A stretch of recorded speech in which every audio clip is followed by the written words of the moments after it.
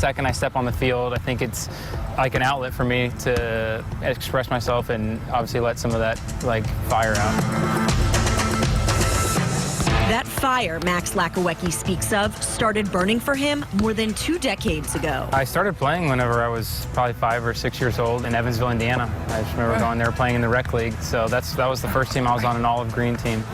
Today, he belongs to a different green team. He joined the Tampa Bay Rowdies in 2018. That was the first professional team I played for outside of the first team that I played for in Salt Lake City, which was Real Salt Lake, where I got drafted. Max finished the 2018 season with 10 starts, and then he did something unexpected. A lot of guys were looking at me thinking, like, you're crazy. I'm going to go take a chance. After that 2018 season, you stepped away, trading in cleats for hiking boots? Yeah, hiking boots and pedals, basically. So it was kind of a funny turn of events. I think I was in a moment in my life where I just needed to take a step away and reevaluate. I had spoken with one of my really good friends. She said that she worked for a company called Backroads. A company focused on helping you find your next adventure.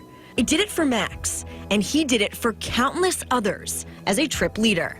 The adventure began in May of 2019 with a 2-week training program. After the 2 weeks, you're basically thrown out into the wild. I was put in St. George, Utah, which is very close to Zion, Bryce, and the Grand Canyon. And so my region was mainly focused on leading people on biking and hiking trips through those regions and through those national parks. And it was pretty much mind-blowing.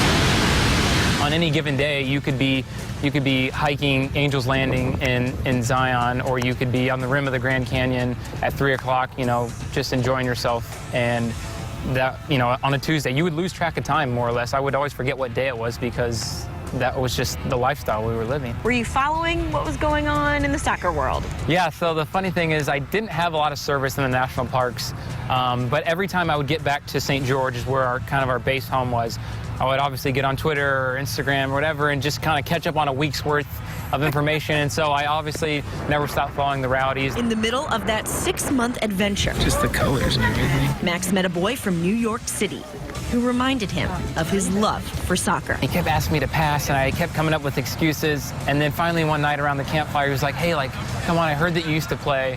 Will you pass with me? And so I started passing with him, and right then I was just like, dang it. So I ordered my own ball off Amazon. Max, come here, Max, come here, Max, come here, Max, come here. He would kick that soccer ball against the wall of a garage whenever he was free. And as soon as he returned home to Indiana, he got on the phone.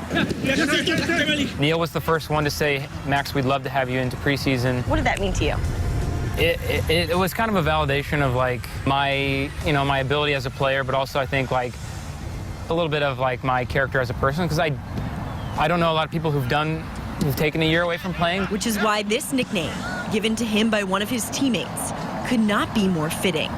The comeback kid. This is such a unique job, and not everybody gets to do it, and I'm going to do it as long as I can. Coming soon to a field near you.